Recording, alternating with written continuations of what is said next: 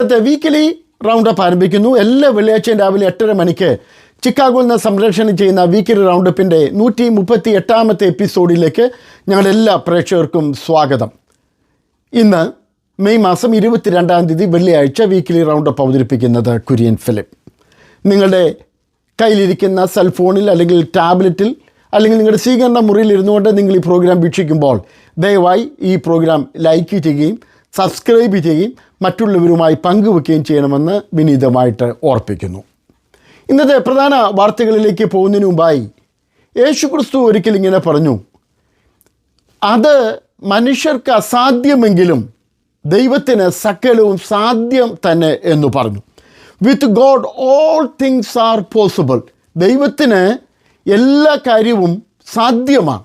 മനുഷ്യർക്ക് പല കാര്യങ്ങളും അസാധ്യമായിരിക്കുമ്പോൾ നമ്മുടെ ഏറ്റവും അടുപ്പക്കാർക്ക് നമ്മളെ സഹായിക്കുവാൻ താല്പര്യമുള്ളവർക്കൊക്കെ ചില കാര്യങ്ങൾ അസാധ്യമായിരിക്കുമ്പോൾ നമ്മുടെ മാതാപിതാക്കൾക്ക്, നമ്മുടെ മക്കൾക്ക്, നമ്മുടെ സഹോദരി സഹോദരന്മാർക്ക്, അല്ലെങ്കിൽ നമ്മൾ സ്നേഹിക്കുന്ന ഏറ്റവും അടുത്ത ബന്ധുക്കൾക്ക്, നമ്മുടെ സുഹൃത്തുക്കൾക്കൊക്കെ നമ്മളെ സഹായിക്കുവാൻ ചില സമയത്തെങ്കിലും അസാധ്യമായിരിക്കുമ്പോൾ യേശുക്രിസ്തു പറഞ്ഞു, ചിലപ്പോൾ അതൊക്കെ അസാധ്യമായി തീരുമെങ്കിലും ദൈവത്തിന് സകലവും സാധ്യം തന്നെ. ഇന്നത്തെ ഈ പ്രോഗ്രാം വീക്ഷിക്കുന്ന ഞങ്ങളുടെ സകല പ്രേക്ഷകരോടുമായി ഞങ്ങൾക്ക് പറയാനുള്ള ഏറ്റവും പ്രധാനപ്പെട്ട ഒരു കാര്യം, ദൈവത്തിന് സകലവും സാധ്യമാണ്.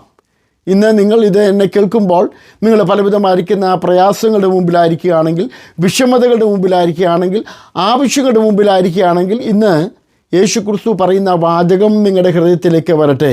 ദൈവത്തിന് സകലവും സാധ്യമാണ്. അവനോട് പ്രാർത്ഥിക്കുക. അവൻ സാധ്യമാണ്. അവൻ അസാധ്യങ്ങളെ സാധ്യമാക്കി തരുന്ന ദൈവമാണ്. ആ ദൈവത്തിനെങ്കിലേക്ക് ഞങ്ങൾ നിങ്ങളെ സ്നേഹപൂർവ്വം സ്വാഗതം ചെയ്തുകൊണ്ട് ഇന്നത്തെ പ്രധാന വാർത്തകളിലേക്ക് കടക്കുന്നു. ദൈവിക നിയോഗമെന്ന പരസ്യമായി പറഞ്ഞ് മുഖ്യമന്ത്രി സ്ഥാനത്ത് എത്തിയ പുതിയ മുഖ്യമന്ത്രി ശ്രീ VD സതീശനും മറ്റ് മന്ത്രിസഭാംഗങ്ങളും പ്രതിജ്ഞ ചെയ്ത് അധികാരമേറ്റെടുത്തതോടെ കേരളത്തിൽ വ്യത്യസ്ത രാഷ്ട്രീയ ശൈലിയിലൂടെ ജനങ്ങളുടെയും മാധ്യമങ്ങളുടെയും ഹൃദയങ്ങളെ കീഴടക്കി മുന്നേറുന്ന കാഴ്ചയാണ് കഴിഞ്ഞ ആഴ്ചയിലെ രാഷ്ട്രീയ കേരളം കണ്ടത്. മുഖ്യമന്ത്രി ശ്രീ VD സതീശനോടൊപ്പം 20 മന്ത്രിമാരാണ് മുഖ്യമായും പ്രതിജ്ഞ ചെയ്ത് അധികാരം ഏറ്റെടുത്തത്. ഭൂരിപക്ഷം നിയമസഭാ അംഗങ്ങളും ദൈവനാമത്തിൽ സത്യപ്രതിജ്ഞ ചെയ്ത് അധികാരമേറ്റപ്പോൾ ചിലർ സഗൗരവമാണ് സത്യപ്രതിജ്ഞ ചെയ്തത്. ഈ വർഷവും അല്ലെങ്കിൽ ഈ പ്രാവശ്യവും മന്ത്രിസഭാംഗങ്ങളെ തിരഞ്ഞെടുക്കുവാനും അവർക്ക് വകുപ്പ് വിഭജിച്ചു കൊടുക്കുവാനും പലവിധമായിരിക്കുന്ന മാനദണ്ഡങ്ങളാണ് ഈ പ്രാവശ്യവും അവലംബിച്ചതെന്ന് മാധ്യമങ്ങൾ ചൂണ്ടിക്കാട്ടുന്നു. അതിൻ്റെ അകത്ത് സ്ഥലങ്ങളുടെ പരിഗണനയുണ്ടായിരുന്നു, ജാതികളുടെ പരിഗണനയുണ്ടായിരുന്നു, സാമുദായിക പരിഗണനയുണ്ടായിരുന്നു. വളരെ നൂലാമാലകളിലൂടെയാണ് ആ സമയങ്ങൾ അല്ലെങ്കിൽ ഒരു 48 മണിക്കൂറുകൾ കേരളത്തിൻ്റെ രാഷ്ട്രീയ മണ്ഡലം കടന്നുപോയത്. സത്യത്തിൽ ഇതിനെപ്പറ്റി ചിന്തിക്കുമ്പോൾ വളരെ പ്രത്യേകത കേരളത്തിന് കാണുന്നുണ്ട്. കാര്യം, ഒരു മന്ത്രിസഭ രൂപീകരിക്കണമെങ്കിൽ പലവിധമായിരിക്കുന്ന ജാതികളെ, സമുദായങ്ങളെല്ലാം പരിഗണിച്ചെങ്കിൽ മാത്രമേ അവരെല്ലാം തന്നെ സംതൃപ്തിപ്പെടുത്തി മന്ത്രിസഭയ്ക്ക് മുന്നോട്ട് പോകാൻ സാധിക്കുകയുള്ളൂ എന്നുള്ള ഒരു ദാരുണാവസ്ഥയിലാണ് കേരളത്തിൻ്റെ രാഷ്ട്രീയ മണ്ഡലം പോകുന്നത്.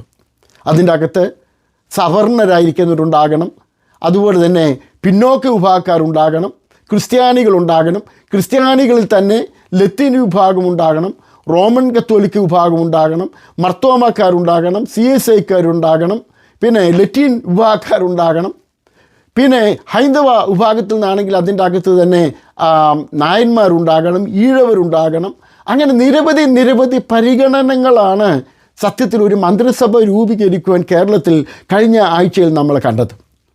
നമ്മൾ ആഗ്രഹിക്കുന്നത് നമ്മളെ ഭരിക്കുവാൻ വിദ്യാഭ്യാസമുള്ള, അതിന് കഴിവുള്ള, നല്ല ചുറുചുറുക്കുള്ള ചെറുപ്പക്കാർ മുന്നോട്ട് വന്ന ഭരണം കാഴ്ചവെക്കുമെന്ന് സാധാരണ ജനങ്ങൾ വിശ്വസിക്കുമ്പോൾ ഈ അടിസ്ഥാന സൗകര്യങ്ങളെ, അടിസ്ഥാനപരമായിരിക്കുന്ന കക്ഷികളെല്ലാം സംതൃപ്തപ്പെടുത്തിക്കൊണ്ട് വേണം ഒരു മന്ത്രിസഭ രൂപീകരിച്ച് മുന്നോട്ട് പോകാൻ ഇപ്പോഴും ഉള്ളത് എന്നുള്ളത് സത്യത്തിൽ ദാരുണമായിരിക്കുന്ന ഒരവസ്ഥ തന്നെയാണ് കേരളത്തിൽ സംജാതമാക്കിയിരിക്കുന്നത്. ഇങ്ങനെ മറ്റെവിടെയെങ്കിലും ഉണ്ടോ എന്ന് എനിക്കറിയില്ല. പക്ഷേ ഏതായാലും ആ കടമ്പ പിന്നിട്ടു എന്നുള്ള ഒരു നല്ല വാർത്തയാണ് നമുക്ക് ലഭിക്കുന്നത്. എല്ലാവരെയും സംതൃപ്തിപ്പെടുത്തുവാൻ കഴിഞ്ഞോ എന്ന് നമുക്ക് സംശയമുണ്ട്. ഇപ്പോഴും ചിലരൊക്കെ അതിൻ്റെ അകത്ത് പരിഭവം പ്രകടിപ്പിക്കുന്നവരുണ്ട്. ഇന്ന സഭയ്ക്ക് ലഭിച്ചിട്ടില്ല എന്ന് പറയുന്നവരുണ്ട്. അല്ലെങ്കിൽ ഇന്ന വകുപ്പ് ഞങ്ങളുടെ സഭയ്ക്ക് അല്ലെങ്കിൽ ഞങ്ങളുടെ സമുദായത്തിന് ലഭിച്ചില്ല എന്നൊക്കെ പറയുന്നവരുണ്ടെങ്കിലും ഒരുവിധം അവരൊക്കെ സമന്വയിപ്പിച്ചുകൊണ്ട് ശ്രീ വി.ഡി. സതീശൻ്റെ നേതൃത്വത്തിലുള്ള മന്ത്രിസഭ അധികാരമേറ്റ് മുന്നോട്ട് പൊക്കിക്കൊണ്ടിരിക്കുകയാണ്. അവരെ ദൈവം അനുഗ്രഹിക്കട്ടെ. എല്ലാവിധമായിരിക്കുന്ന ആശംസകളും അനുഗ്രഹങ്ങളും ഞങ്ങൾ ഈ സമയത്ത് വീണ്ടും അറിയിക്കുന്നു. ഇന്ത്യ പെന്തക്കോസ്ത് ദൈവസഭയുടെ കേരള സ്റ്റേറ്റ് ഭാരവാഹികൾ മുഖ്യമന്ത്രി ശ്രീ വി.ഡി. സതീശനെ അദ്ദേഹത്തിൻ്റെ വസതിയിൽ സന്ദർശിച്ച് അഭിനന്ദനങ്ങൾ അറിയിച്ചു. Pastor K C. Thomas, pastor Daniel കൊന്ന നിൽക്കുന്നതിൽ എന്നിവരുടെ നേതൃത്വത്തിലുള്ള സംഘമാണ് ശ്രീ വി.ഡി. സതീശനെ അദ്ദേഹത്തിൻ്റെ ഭവനത്തിൽ സന്ദർശിച്ച് അനുമോദനങ്ങൾ അറിയിച്ചത്. സഭയുടെ പ്രാർത്ഥന ശ്രീ വി.ഡി. സതീശൻ വീണ്ടും ആവശ്യപ്പെട്ടിട്ടുണ്ട്.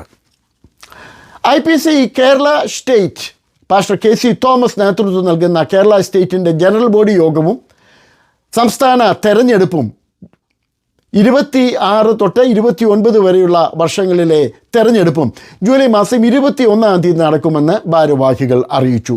നിയോജക മണ്ഡല അടിസ്ഥാനത്തിലാണ് തെരഞ്ഞെടുപ്പ് ഈ വർഷവും നടക്കുന്നത്.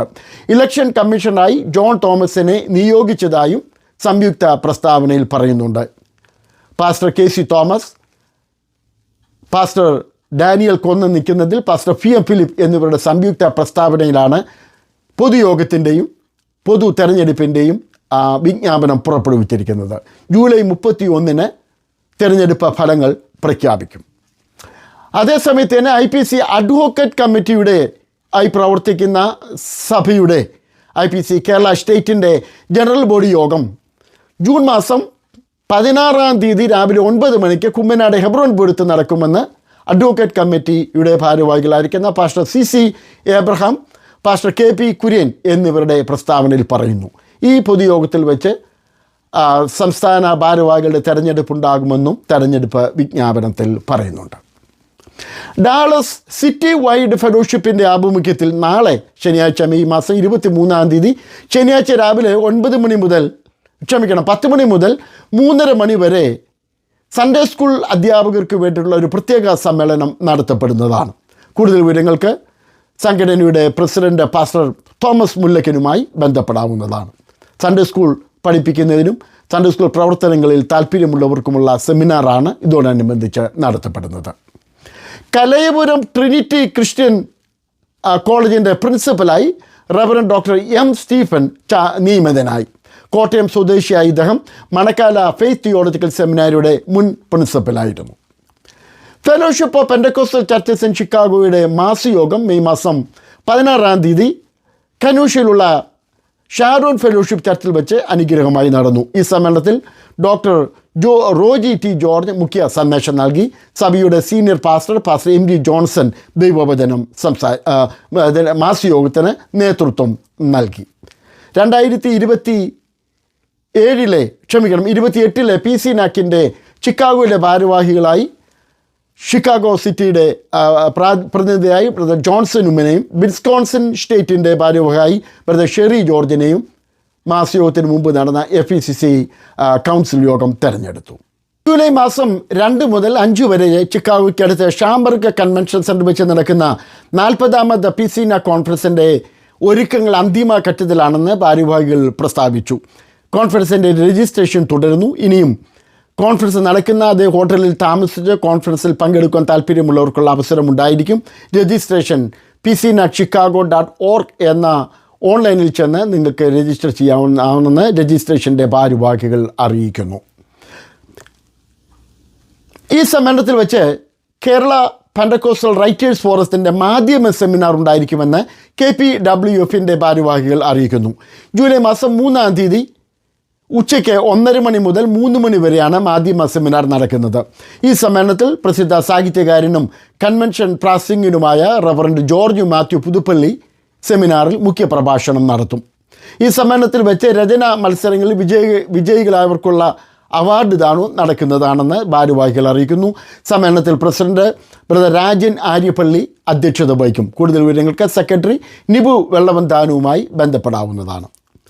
Sharon fellowship of churches in north അമേരിക്കയുടെ ഫാമിലി കോൺഫറൻസ് 2027 ചിക്കാഗോയിൽ വെച്ച് നടക്കുന്ന ഫാമിലി കോൺഫറൻസിൻ്റെ ഭാരവാഹികൾ ചിക്കാഗോയിൽ പ്രത്യേക സമ്മേളനം നടത്തി. 2027 നടത്തുവാനുള്ള ഫാമിലി കോൺഫറൻസിൻ്റെ സ്ഥലങ്ങൾ സന്ദർശിച്ച് അതിൻ്റെ പുരോഗതികൾ വിലയിരുത്തി. പാസ്റ്റർ MG ജോൺസൺ നാഷണൽ കൺവീനറും പാസ്റ്റർ തേജസ് നാഷണൽ സെക്രട്ടറിയായും പ്രവർത്തിക്കുന്നു. കോട്ടയത്ത് IPC സിയോൺ ടാബർനക്കിൾ സഭ പ്രവർത്തനം ആരംഭിച്ചിട്ട് 50 വർഷം പൂർത്തിയാകുകയാണ്. ജൂബിലി സമ്മേളനം ഈ വരുന്ന ഞായറാഴ്ച ഉച്ചയ്ക്ക് സഭായോഗത്തിന് ശേഷമായിട്ട് സഭാ ഹാളിൽ വെച്ച് നടക്കുമെന്ന് ഭാരവാഹികൾ അറിയിച്ചു. ഉച്ചയ്ക്ക് 2:30 മണിക്കാണ് ജൂബിലി സമ്മേളനം ആരംഭിക്കുന്നത്. IPC മുൻ general president pastor KC John, Kerala state secretary pastor Daniel കൊന്നനിക്കുന്നതിൽ എന്നിവർ മുഖ്യ അതിഥികളായിരിക്കും. 1975 കോട്ടയം കേന്ദ്രമാക്കി ഇന്ത്യ പെന്തക്കോസ്ത് ദൈവസഭയുടെ പ്രവർത്തനം ആരംഭിക്കുന്നത്. കോട്ടയത്തിൻ്റെ ഹൃദയഭാഗത്ത് CMS കോളേജിനും ബേക്കർ ജംഗ്ഷനും ഇടയിലായി ദീപിക ദിനപത്രത്തിൻ്റെ ഓഫീസിൻ്റെ തൊട്ടുപുറയിലായിട്ടാണ് 1975 പ്രവർത്തനം ആരംഭിക്കുന്നത്. കോട്ടയത്തെ IPC പ്രവർത്തനങ്ങൾക്ക് നേതൃത്വം നൽകിയ pastor PM Philip, pastor MD Joseph, pastor KC Cherian, pastor TP Varghese തുടങ്ങിയ നിരവധി ദൈവദാസന്മാരുടെ അക്ഷീണ പരിശ്രമം കൊണ്ടാണ് IPC ടാബർനക്കിൾ സഭയുടെ പ്രാരംഭഘട്ടം പൂർത്തീകരിച്ചത്. കോട്ടയം ടൗണിൽ തന്നെ വിശാലമായ ആരാധന ആലയവും മറ്റ് ക്രമീകരണങ്ങളുമാണ് ഉള്ളത്. സഭയുടെ സെക്രട്ടറി ബ്രദർ EJ മാമൻ, ജൂബിലി ആഘോഷ committee convener Kurian K Kuriakose, Jacob T Abraham എന്നിവർ സംയുക്ത പ്രസ്താവനയിൽ വിശ്വാസികളെ ജൂബിലി സമ്മേളനത്തിലേക്ക് ക്ഷണിച്ചിട്ടുണ്ട്. ഗിൽഗാൽ പെന്തക്കോസ്റ്റൽ അസംബ്ലിയുടെ ആഭിമുഖ്യത്തിൽ, അതിൻ്റെ സിസ്റ്റേഴ്സ് ഫെലോഷിപ്പിൻ്റെ ആഭിമുഖ്യത്തിൽ യുവജനങ്ങൾക്ക് വേണ്ടി മലയാളം ക്ലാസ്സുകൾ ഓൺലൈനിൽ നടത്തുന്നു. മെയ് 17 ഇതിൻ്റെ ഔപചാരികമായ ഉദ്ഘാടനം നടന്നു. കൂടുതൽ വിവരങ്ങൾക്ക് ഗിൽഗാൽ പെന്തക്കോസ്റ്റൽ അസംബ്ലിയുടെ സീനിയർ പാസ്റ്റർ സാം തോമസുമായി ബന്ധപ്പെടാവുന്നതാണ്. ഒരു മരണ വാർത്ത അറിയിക്കുന്നു. വളവുങ്കിൽ പട്ടാമ്പലത്ത് ഏലിയാമ്മ കുര്യൻ 101 വയസ്സ് റാന്നിയിൽ വെച്ച് കത്തൂർ സന്നിധിയിലേക്ക് കഴിഞ്ഞ ആഴ്ചയിൽ ചേർക്കപ്പെട്ടു. ശവസംസ്കാര ശുശ്രൂഷകൾ പിന്നീട് നടക്കും.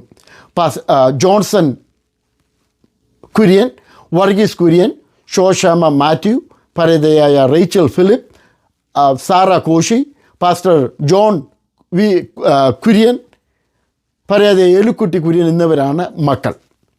ഷിക്കാഗോയിൽ കഴിഞ്ഞ ചില മാസങ്ങൾക്ക് മുമ്പ് നിര്യാതനായ പാസ്റ്റർ PV കുര്യയുടെ സഹോദരിയാണ് കഴിഞ്ഞ ദിവസം നിത്യയിലേക്ക് പ്രവേശിച്ച സിസ്റ്റർ ഏലിയാമ്മ കുര്യൻ. 101 വയസ്സ് പ്രായമായിരുന്നു. മക്കളും മരുമക്കളും കൊച്ചുമക്കളും അവരുടെ മക്കളും അടക്കം നിരവധി കുടുംബാംഗങ്ങളുള്ള ഈ കുടുംബത്തോട് ഞങ്ങളുടെ ദുഃഖവും പ്രത്യാശയും ഞങ്ങൾ ഈ സമയത്ത് അറിയിക്കുന്നു. 40ാമത് എഫീസിന കോൺഫറൻസിനോടനുബന്ധിച്ച് നടക്കുന്ന സ്പോർട്സ് ആക്ടിവിറ്റിയിൽ പങ്കെടുക്കുവാൻ താല്പര്യമുള്ളവർ അതിൻ്റെ ലോക്കൽ കൺവീനർ പാസ്റ്റർ ഷാജി വർഗീസുമായി ബന്ധപ്പെടണമെന്ന് ബന്ധപ്പെട്ടവർ അറിയിക്കുന്നു. എഫീസിനാക്കിൻ്റെ കോൺഫറൻസിനോടനുബന്ധിച്ച് നടത്തപ്പെടുന്ന basket ball tournament, volleyball tournament, badminton tournament എന്നിവ അതോടനുബന്ധിച്ച് ഉണ്ടായിരിക്കുമെന്നും പാസ്റ്റർ ഷാജി വർഗീസ് അറിയിക്കുന്നു.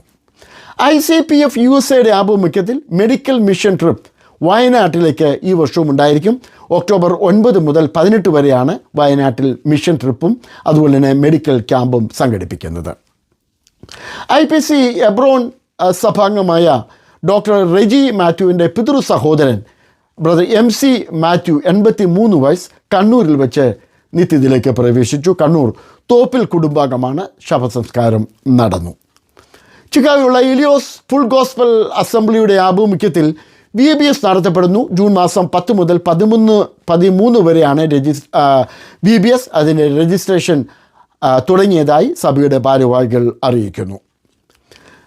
ഈസ്റ്റേൺ റീജിയൻ ചർച്ച് ഓഫ് ഗോഡിൻ്റെ ആഭിമുഖ്യത്തിൽ അതിൻ്റെ ആനുവൽ കൺവെൻഷൻ ഇന്നും നാളെയുമായി മെയ് മാസം 22, 23 തീയതികളിൽ ന്യൂജേഴ്സിയിൽ വെച്ച് നടത്തപ്പെടുന്നതാണ്.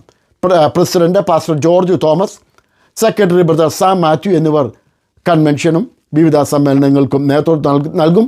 ഈ സമ്മേളനങ്ങളിൽ pastor Finny Varghese, sister Aksa Peterson എന്നിവരും മറ്റുള്ളവരും ദൈവവചനം സംസാരിക്കുന്നതാണ്. ഇതോടെ ഇന്നത്തെ വീക്കിലി റൗണ്ടപ്പ് ഇവിടെ അവസാനിക്കുന്നു. അടുത്ത വെള്ളിയാഴ്ച നാം വീണ്ടും കണ്ടുമുട്ടും വരെ ദൈവത്തിൻ്റെ എല്ലാ അനുഗ്രഹങ്ങളും നമുക്കുണ്ടാകട്ടെ എന്ന പ്രാർത്ഥനയോടെ ഇന്നത്തെ വീക്കിലി റൗണ്ടപ്പ് ഇവിടെ അവസാനിപ്പിക്കുന്നു. ദൈവം നമ്മളെ സഹായിക്കട്ടെ. എല്ലാ അനുഗ്രഹങ്ങളും ഞങ്ങളുടെ എല്ലാ പ്രേക്ഷകർക്കും ഉണ്ടാകട്ടെ എന്ന പ്രാർത്ഥനയോടെ ഇപ്പോൾ ഇത് അവസാനിപ്പിക്കുന്നു. ദൈവം